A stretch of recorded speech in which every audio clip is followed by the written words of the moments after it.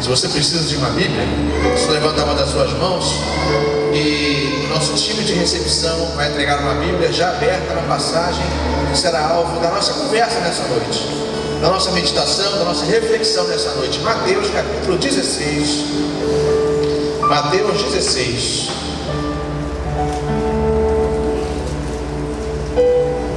Com ênfase no verso 24.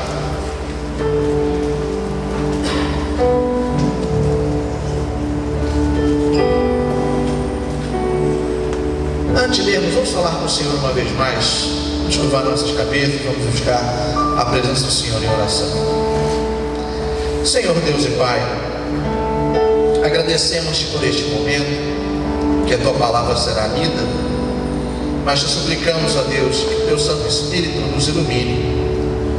Ilumina a Tua palavra, ilumine nossas mentes, os nossos corações, para que possamos, Senhor, movidos pelo Teu Espírito, encontrarmos a Tua vontade. E tendo uma vez encontrado, que nós tenhamos alegria em praticar a Tua vontade em nossas vidas. Praticar, ó Deus, sempre procurando honrar e glorificar o Teu santo nome. Essa é a nossa oração, que é feita no nome de Jesus. Amém. Mateus 16, a partir do verso 24. A nossa ênfase é o versículo 24, mas nós vamos conversar aqui um pouco, né, Rômulo? Então disse Jesus a seus discípulos: se alguém quer vir após mim, a si mesmo se negue, tome a sua cruz e siga-me. Porquanto quem quiser salvar a sua vida, perdê-la-á, e quem perder a vida por minha causa, achá-la. Nós sempre falamos e sempre pensamos em seguir a Jesus, e achamos e sempre desenvolvemos a ideia de que seguir a Jesus pode ser a maior aventura das nossas vidas. E seguir a Jesus é muito bom. Ter Jesus como Senhor e Salvador é mais que bom. Como nós cantamos agora há pouco, quando as circunstâncias parecem tramar contra nós, quando o mar se agita, quando tudo escurece à nossa volta, quando nos sentimos perdidos, nós sabemos que temos um Senhor que cuida de nós, que nos assiste, que nos socorre, que estende a sua mão. E é bem possível que você possa estar se afogando. Eu não estou dizendo que isso seja hoje, aqui agora, mas pode ser que você veio aqui hoje e talvez você emocionalmente, espiritualmente, materialmente, fisicamente, você esteja se afogando. E é possível que você peça socorro a Jesus, e o Senhor vai estender a sua mão, vai tomar a sua e vai reerguer você para a glória dele. Quando nós ouvimos isto, nós ficamos animados, nós ficamos aliviados. Queremos seguir a Jesus, queremos ser assistidos, queremos ser socorridos, queremos ser cuidados, queremos ser abrigados. Mas aí vem uma parte que, segundo o tema que nós temos cuidado aqui,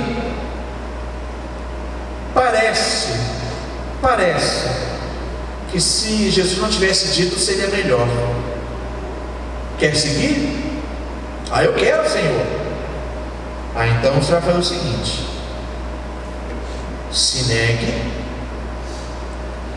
tome a sua cruz e siga-me.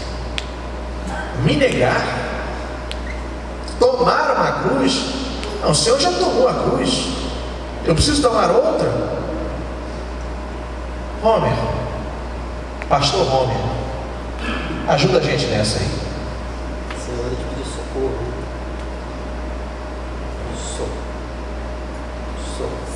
Fica comigo aqui que eu ia obedecer. Som. A gente está combinando tudo, viu, gente? Quando a gente colocou o que não desejaríamos que Jesus tivesse dito, eu pensei, eu desejaria, é difícil, né? Que não tivesse esse ressalto aqui no meio, onde exatamente eu coloquei um copo. Mas é interessante pensar nessa ideia. Quando começou a série no Averaldo, passou para nós a ideia, eu dei uma olhada de novo em alguns textos da Bíblia, comecei a pensar assim, quantas coisas, não somente eu tenho certeza que o pastor Marcelo também, e tenho certeza que os irmãos ficaram pensando, poxa, seria muito melhor se eu não tivesse ouvido isso de Jesus. Teria sido bem melhor se na Bíblia não tivesse alguns critérios. Assim, a lista que tinha sido passada, achei que foi aumentando muito, a gente ter que discutir sobre isso. E quando nós falamos desse tema, eu tentei olhar no contexto, confesso assim, já tinha pregado algumas vezes nesse texto, e eu fiquei pensando na dificuldade que Jesus coloca para aquele que quer segui-lo. para cada um de nós. Talvez seria mais fácil seguir Jesus se Ele não tivesse dito para nós que nós precisamos nos sacrificar, ou talvez mais ainda, se Ele não tivesse dito que Ele precisava sacrificar. E a primeira coisa que eu fiz aqui foi olhar o texto. A gente tem aprendido, especialmente na Escola da Palavra, né? O pastor Marcelo tem enfatizado que a gente tem que ler o início do texto. O texto está dizendo assim: então, aí quem está na escola da Palavra já sabe, se tem então, nós temos que ler o texto anterior. E o texto anterior começa no 21, quando está dizendo assim: desde esse tempo, se tem desde esse tempo, temos que voltar um pouquinho mais ainda. E vai começar lá no 13, quando Jesus está indo para os lados de Cesareia, que é o contexto onde começa toda essa história. E nesse momento nós temos o quê? Aquela pergunta que Jesus faz para os seus discípulos: quem é que as pessoas estão dizendo que eu sou? Aí diz, uns dizem que é João Batista, outros dizem que é um dos profetas, e vocês? E Pedro faz uma declaração maravilhosa. Ele confessa que Jesus, nós temos visto, nós temos aprendido que tu és o Cristo. Aí entra o contexto, que é desde esse tempo, diz o versículo 21, Jesus começou a mostrar aos seus discípulos que ele era necessário seguir para Jerusalém, sofrer muitas coisas dos anciãos, dos principais sacerdotes e dos escribas, ser morto e ressuscitado no terceiro dia. Olha, irmãos, o meu herói, o meu líder, a pessoa que eu quero seguir, aquele que eu declarei a Ele, que eu vejo como Senhor, o ministério, o que Ele está dizendo dele, olha só, eu tenho que ir para Jerusalém, eu preciso sofrer muitas coisas dos anciãos e dos principais sacerdotes e dos escribas, eu preciso ser morto. Quando Ele fala quem quer vir após mim, Ele não diz assim, se você quiser, se você escolher, você decide, afinal de contas, a opção é sua.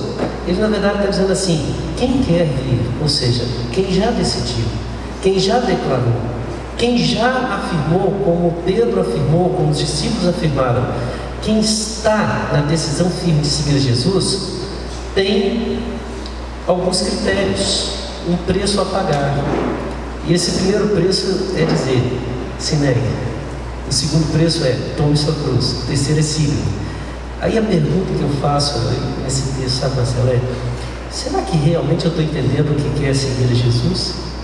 Eu preferia que ele falasse assim: estou indo para Jerusalém, vou detonar todo mundo, vou liderar um exército, vou transformar um reino, vou ser um herói, vou ser daqueles que a gente desde criança, né, assiste o He-Man, o Lion dos Thundercats, e eu estou longe aqui, eu não conheço os mais novos, né?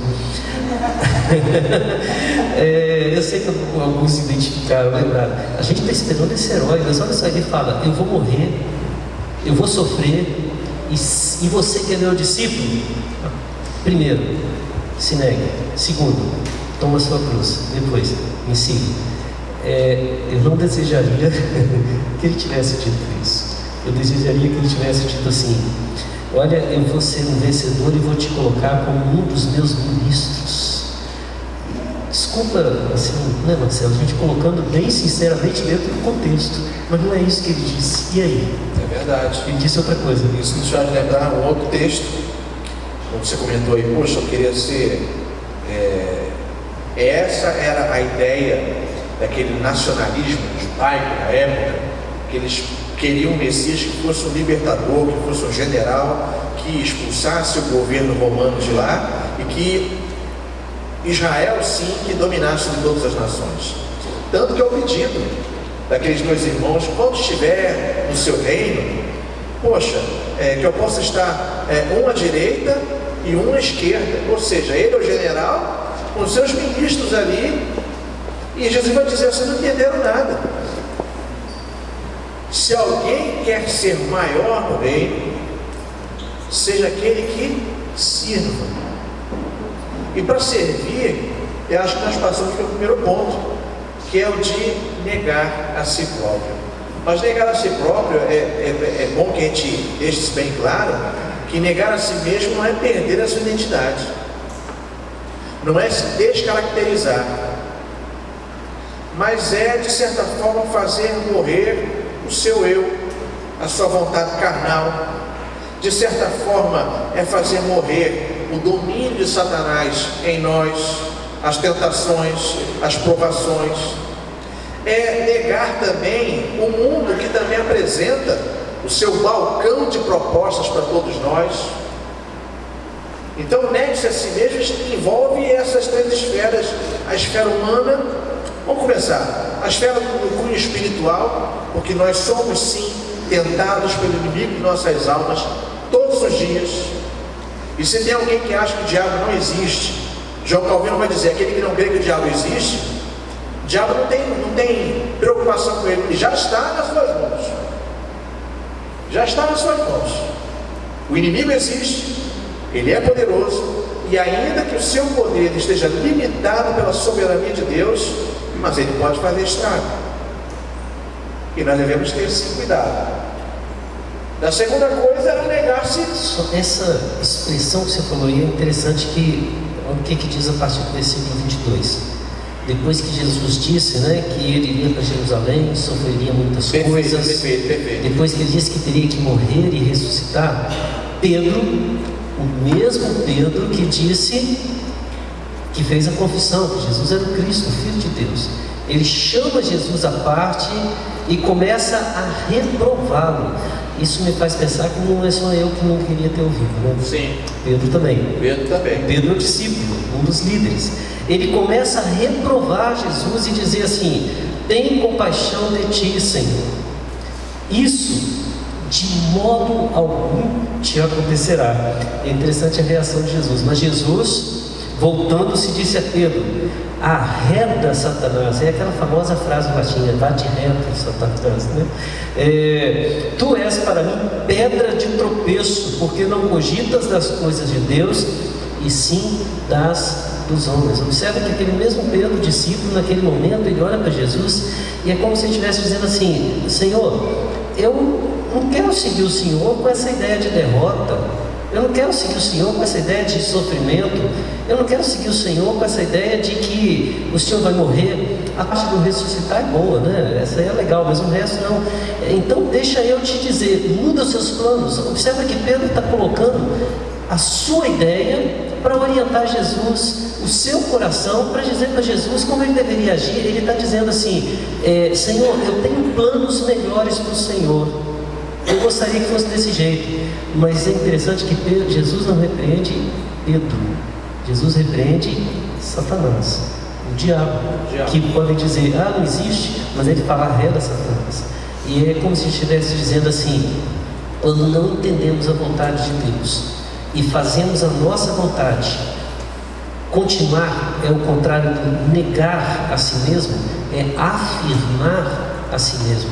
Quando colocamos nossas ideias, nossos pensamentos, nossa vontade, nossa visão do reino, nossa visão do ministério de Cristo acima de qualquer outra visão, seja até mesmo acima da visão que qualquer um possa colocar, né? Nós podemos ter a certeza de que estamos seguindo o como desejaríamos que Jesus falasse e não ouvindo o que de fato Ele falou na sua palavra. Exatamente. Caminhando com a mesma proposta ainda, nessa mesma proposição do negar-se a si próprio, essas três esferas estão ligadas, na verdade estão interligadas. Não dar ouvidos às propostas de Satanás, não dar ouvido às propostas do mundo, e nós sabemos que o mundo jaz no maligno. Isso não quer dizer que não existam, então o mundo todo está tomado, não existe nada no mundo que eu possa usufruir. Lógico que pode. Tudo aquilo que a Bíblia diz que você pode usufruir. E negar-se a si próprio. Aquilo que você acha, aquilo que você pensa, aquilo que você acha que é correto. Não, eu penso desse jeito, eu vou viver assim. E tudo isso é envolvido. O negar-se a si mesmo, voltando outros domingos que nós passamos aqui, é o dar a outra face. Quem quer dar a outra face? Não. Nosso eu quer revidar. Mas o Senhor Jesus nos convida a dar a outra face, a caminhar uma segunda milha. Ou seja, Parece que a nossa figura, como disse o reverendo Homer, a nossa figura de herói, de super-herói, segundo Jesus, ela é totalmente desconstruída e reconfigurada. Parece ser alguém fraco, parece ser alguém tolo, parece ser alguém que não é padrão para os nossos dias, mas pelo contrário, é o padrão que, se o mundo seguisse, nós estaríamos vivendo de forma totalmente diferente. É interessante que quando fala negar a si mesmo, talvez sejam 3 as ideias básicas do que precisamos abdicar. É abdicar do sentimentalismo, daquela famosa frase que a gente usa: eu estou em paz. Não sei se você já usou isso, né? Não, eu estou em paz com o que eu estou fazendo. Cuidado, porque às vezes a paz é um sinal de que eu não estou me negando, eu estou me afirmando, eu estou dizendo: está tudo bem para mim. A pergunta é: está tudo bem para o meu Senhor? Está tudo bem para o meu Deus? É o que Ele quer de mim? E muitas vezes nós tomamos as nossas decisões baseadas no que sentimos ser o melhor, e acabamos com a nossa vida, pelo menos a nossa vida com Deus. A ideia às vezes de fracasso no reino de Deus não é a ideia de derrotismo, é a ideia de que muitas vezes alcançamos o sucesso pessoal e não alcançamos o sucesso que o Senhor espera. Que muitas vezes o sucesso na ótica do Senhor, ele está ligado muito mais ao testemunho do que ao cumprimento dos nossos planos. Seria também abdicar do nosso egoísmo. Eu lembro de uma frase que foi muito criticada, né? Uma frase do Enem há alguns tempos, que a pessoa colocou: nós precisamos parar de ser egoístas e pensar um pouco mais em nós mesmos. Não sei quantos que já ouviram essa frase, né?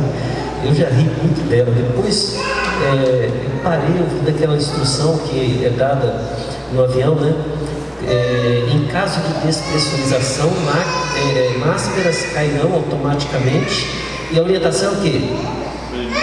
Primeiro, coloque em você. Se tiver uma criança ao seu lado, primeiro coloque em você e depois na criança. Eu falei: cara, ele pensou primeiro nele mesmo e não foi egoísta, né? Às vezes a gente tem que se alimentar. Às vezes o egoísmo não significa pensar pensar no nosso bem apenas. Às vezes precisamos estar bem para ajudar o próximo. Estar bem, nesse caso, é estar perto de Cristo, perto do Senhor. E o terceiro item é abdicar dos pensamentos humanos, da nossa filosofia, da nossa ideia. A gente, quando tem uma dúvida, a gente deve procurar a resposta na palavra de Deus. E eu acho que isso nos leva automaticamente para o próximo ponto, né? Perfeito. Porque nós precisamos tomar a nossa cruz, ou seja, conhecer, compreender as nossas limitações. Aí eu me lembro uma vez uma visita que fui fazer uma irmã. Ela já estava há quase 30 anos sofrendo de uma enfermidade e não conseguia descobrir. E ela tinha acabado de fazer um exame, e quando cheguei lá conversando com ela, falei assim: como é que foi o resultado do exame? Ela disse assim: pastor, não deu nada. Eu disse: graças a Deus. Ela: não, pastor, essa palavra é desesperadora para mim. Eu queria que desse o resultado, eu queria que desse alguma coisa.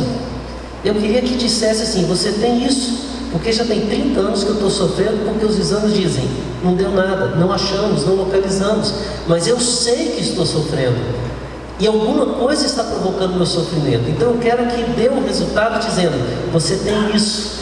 Isso significa, uma doença vai aparecer, um tratamento vai ser necessário, mas primeiro precisa ser identificado. E quando a gente pensa na ideia de tomar a sua cruz, nós temos que pensar em entender o que Deus está falando, entender a vontade dele, entender, e isso é diagnosticar nossas falhas, nossos problemas, nossos defeitos, nossas dificuldades.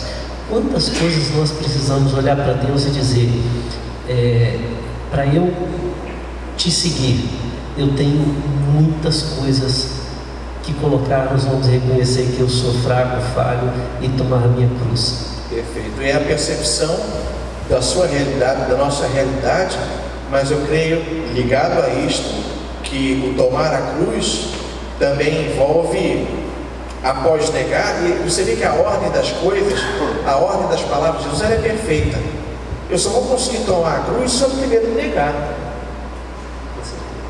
Não tem como você passar para o segundo passo. Primeiro você tem que se negar, e aí você vai tomar a cruz. E o tomar a cruz está muito envolvido a ideia da submissão também. Reconhecer suas limitações, reconhecer quem você é, tratar essas limitações à luz da palavra de Deus, mas também reconhecer que você agora tem de fato um Senhor.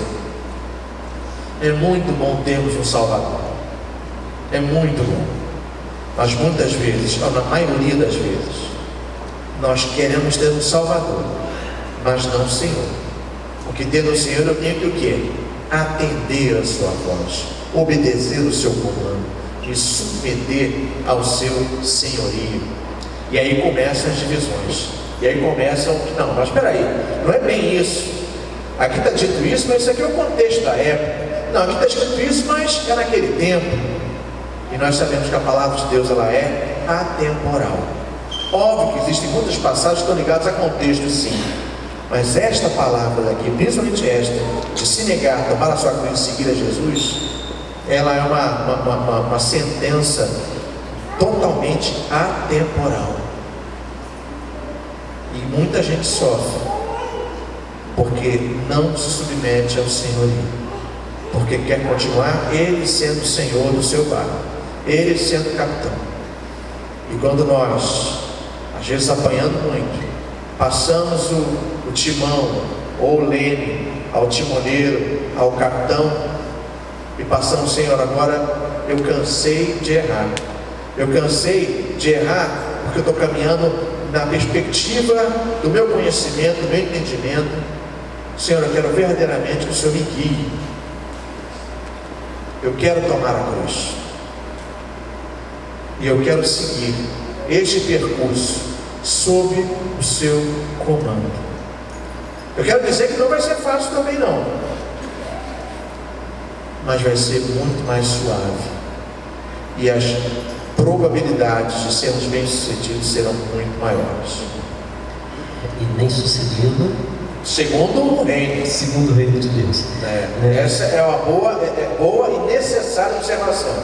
O sucesso segundo o reino de Deus, na maioria das vezes, não está ligado ao sucesso segundo o reino dos homens, segundo a percepção humana de sucesso.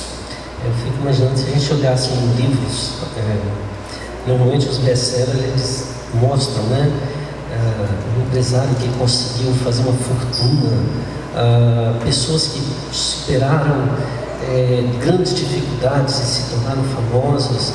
Mas eu pensei, se eu chegasse lá e falasse assim: como morrer em paz? Acho que ninguém gostou do título, né? Pelo silêncio, não. Como ser um fracasso na ótica humana, mas um sucesso na visão de Deus. Alguns começaram até né? Eu fico pensando aqui que quando nós temos uma vantagem em relação a Pedro, gente. Quando Jesus falou para Pedro que ele iria para Jerusalém, que ele iria sofrer, iria morrer e ressuscitar, Pedro não tinha a menor ideia que isso aconteceria. Ele teria que acreditar que a vitória de Cristo estava nesse processo, né? Nós já sabemos que ele ressuscitou. Sim. Nós já sabemos a vitória de Jesus. E ele nos concede a certeza de uma caminhada ao lado daquele que venceu a morte. Mas isso se toma por fé. E uma fé, nós já vimos isso aqui antes, que não tem atitudes práticas, ela é uma fé morta.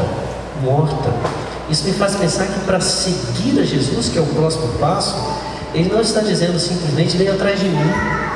Isso me faz pensar que não é só estar na igreja, não é só dizer eu sou cristão, não é só carregar o nome de Cristo, né? Colocar no carro lá, dirigido por mim, guiado por Deus, ou colocar aquela frase, né? Foi Deus que me deu. Então essa é muito famosa também, desculpa ter tomado a tua palavra, é aquele guiado pelo quarto homem da fornalha. Tu não sabe se o cara é pizzaiolo, não sabe, não sei, né? Esse negócio meio doido, que é uns códigos que talvez os crentes entendam, mas para quem não é, né, guardado ou guiado pelo quarto homem da fornalha. Assim, eu estou sentindo o cheiro de pizza, estou indo atrás. Né? Tem um amigo. Me perdoe. Eu tenho um amigo. Vamos voltar à seriedade agora. Não, ainda não. Tem um amigo que ele tinha como é que é o nome, gente? Um adesivo no carro, né? Bonito, dizendo assim: Ministério de Casais. Bonito, né? Aí ele entrou, parou em algum lugar, estava viajando, parou em algum lugar, e ao sair, o cara parou ele e falou assim: esse governo não para de criar ministério. Eu nunca tinha ouvido falar desse ministério de casais. Até isso precisa de um ministro. Aí ele parou e falou assim: gente, nós temos muitos jargões que têm uma visão completamente diferente lá fora. É um ministério que todos nós saberíamos, mas quem está totalmente alheio não tem a menor ideia de que está falando de um trabalho eclesiástico da igreja. Mas quando a gente fala, agora voltando, né? Voltando. Quando fala de seguir, ele está falando de ouvir e obedecer a palavra de Deus. Isso me faz pensar que como é que eu posso seguir a Jesus se eu não conheço a palavra dele? Pedro tem uma visão. Ele acha que está tendo uma visão, né? Ele está preso e aparece um anjo, e o anjo fala assim: levanta e vem. E ele está assim, achando que está dormindo, que está sonhando, e vai atrás e passa pelas portas. Só diz que foi o primeiro portão eletrônico que apareceu, né? Que a porta se abriu sozinha lá, e Pedro saiu, e de repente ele olha e está do lado de fora e percebe que não consegue acordar, porque ele estava acordado o tempo todo. Ele foi libertado daquela prisão por um anjo do Senhor.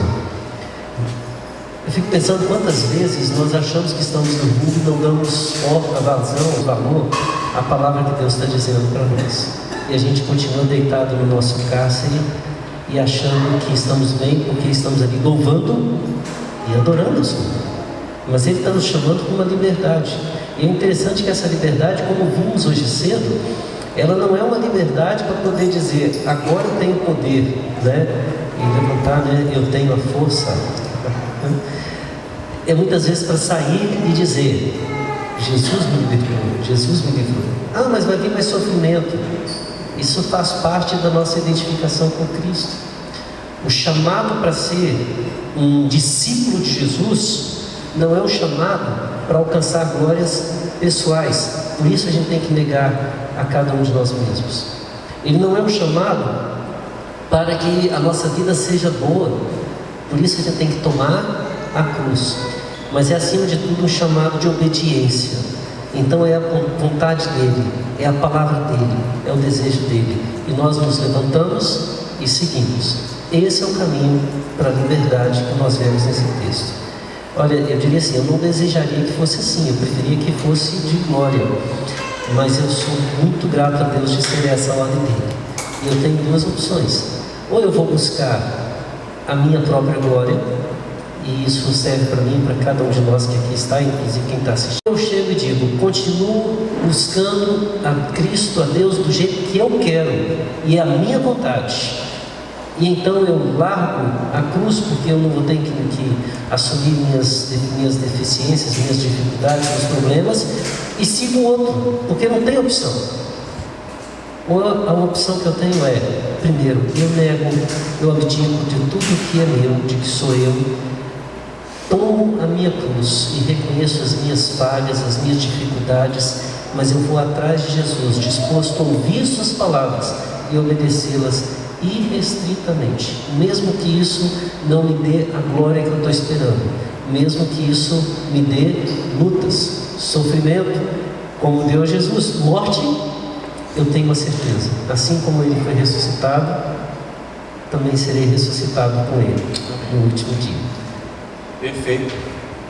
Tomemos então a nossa cruz. Primeiro negamos e sigamos a Cristo. Essa mensagem pode parecer uma mensagem muito derrotista, desanimada.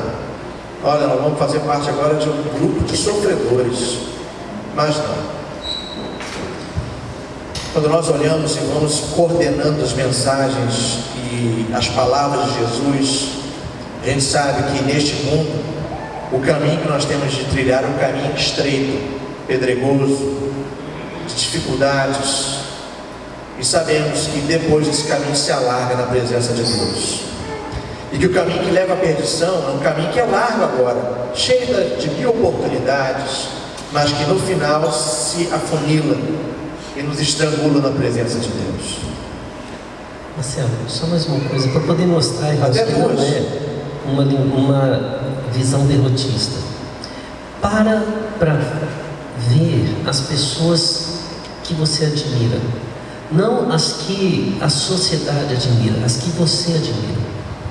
Você vai perceber que são pessoas que normalmente passaram por grandes lutas e mantiveram uma fé independente dos resultados. Pessoas que já marcaram a minha vida, que eu já contei várias vezes. A história de uma irmã que no leito de morte, precisando de um tratamento, de ir para a UTI, sai a vaga e ela não quer ir, porque ela entende que a parceira de leito tem mais necessidade do que ela. Ela abriu mão do leito, da UTI, no momento de enfermidade, porque a outra precisava mais. Isso para mim é um exemplo de fé que eu nunca vou esquecer. Quantas pessoas a gente conhece que abdicaram de si para viver para outro, e viram o outro ter um sucesso e ela aparentemente ficou na mesma, mas aquela outra pessoa nunca existiria. Agostinho fala da mãe dele, que foi uma fiel intercessora, e ela talvez nunca tenha visto o quanto ele foi importante para a história da igreja, mas a sua mãe, ela é uma guerreira de oração muito maior do que ele fala, que nunca seria nada sem ela. Nós vemos que muitas vezes essa mensagem desses que seguem a Cristo, que abdicam de si mesmos, que tomam a sua cruz e vão atrás de Jesus com fidelidade, são esses que sustentam a nossa fé, são esses que sustentam muitas vezes a nossa própria espiritualidade, porque são esses testemunhos que a gente recorre na hora da dor, na hora do sofrimento. É aquele grupo que às vezes a gente fala, nosso grupinho de oração, sempre tão pequenininho, né? Mas é o grupo que a gente quer encontrar quando precisamos, quando estamos aflitos, porque lá tem um grupo que intercede por nós, e às vezes a gente esquece que esse grupo tinha que ser, não é só na hora da aflição, é na hora da aflição que a gente sente, eles estão intercedendo por nós, eles estão clamando por nós. Na hora da dor, a gente não quer o melhor discurso. Na hora que você está passando pela dificuldade, da perda, você não quer alguém que chega lá e não quer dizer assim, puxa vida, fulano de tal esteve aqui no meu momento de angústia e disse aquelas palavras, recitou um poema. Você quer alguém que te abrace, alguém que sofra contigo, alguém que caminhe ao seu lado, alguém que não fale nada, mas o silêncio toca no coração. São essas pessoas que transformam a nossa vida. O que Jesus diz inverte. Você é uma dessas pessoas que está disposta a transformar a vida dos outros? Ou você quer apenas ser servido? Está disposto a servir? Não é uma mensagem derrotista, é uma mensagem vitoriosa, uma mensagem grandiosa, que só Jesus, o único dos heróis, vamos usar assim, que alcançou esse mérito foi Jesus. Os outros tentaram a glória, ele se mostrou um exemplo vivo, que no sofrimento você pode ser um vencedor. Vamos orar, vamos falar com Deus.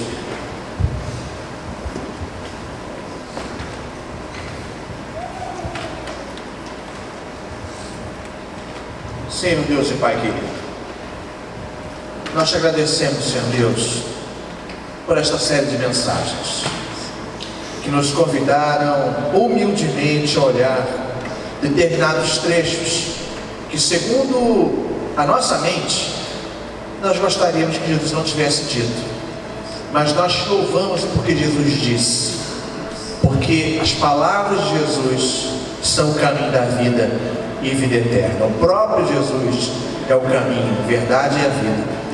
E nós queremos, ó Deus, encerrando esse primeiro ciclo de mensagens, nos submeter ao Teu senhorio. Nós queremos, ó Deus, sim, nos negar. Ajuda-nos, ó Deus, a vencer, ó Deus, as nossas convenções meramente humanas. Ajuda-nos, ó Deus, a que nós nos neguemos a nós mesmos, porque só assim poderemos tomar a cruz, reconhecendo nossas limitações e submetendo ao senhorio de Cristo. E só assim nós poderemos seguir o nosso Mestre. E só assim o nosso Mestre nos admitirá em sua presença. Deus, muito obrigado pela vida do pastor J.R. Vargas. Muito obrigado, Deus, pela vida do pastor Moisés. Muito obrigado, Deus, pela vida do pastor Homer. Obrigado, Deus, pela tua misericórdia na minha vida. Muito obrigado, Deus, pela vida do conselho desta igreja, que nos apoia em todos esses trabalhos. Muito obrigado, Deus, por cada membro da tua igreja. Obrigado por aqueles que nos visitam nesta noite. Que o Senhor, não nós, mas que o Senhor mova o coração do teu povo a caminhar de conformidade com a tua palavra. O Espírito Santo de Deus tem misericórdia, e assim como um dia tu amoleceste o nosso coração e abriste nossos olhos para ver a Cristo, opera este milagre na vida de muitos, para que possam te ver e contemplar a realidade vitoriosa que é servir e seguir a Jesus. Louvado, exaltado e engrandecido seja o teu santo nome, no nome de Cristo Jesus. Amém.